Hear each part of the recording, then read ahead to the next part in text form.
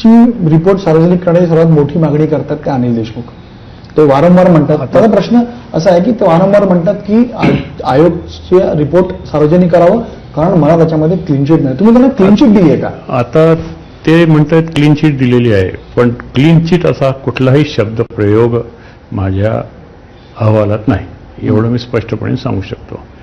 आणि परमवीर सिंगांनी जो मार्ग अंगीकारला त्याबद्दल मी टीकास्पद वर्णन माझ्या याच्यात केलेलं आहे, पण मी क्लीन चिट दिलेली नाही. साक्षी पुरावा आला नाही हे म्हटलंय.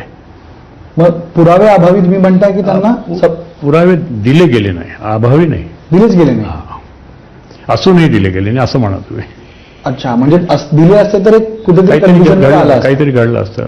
परमवीर सिंगांनी शपथपत्रात सांगितल्यानंतर की मी जी काही माहिती सांगितलेली आहे ती ऐकीव स्वरूपाची होती, त्यांचे ॲडव्होकेटनं त्याच्यावर सही केली. मग मी म्हटलं असं चालणार नाही, ॲफिडेव्हिट व्यवस्थित करा. त्यांनी ते केलं.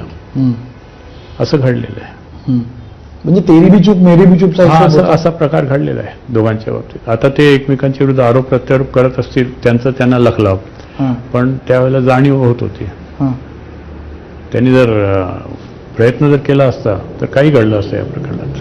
सर, या सगळ्या बाबींमध्ये एक ज्ञानेश्वरी बंगल्याचा उल्लेख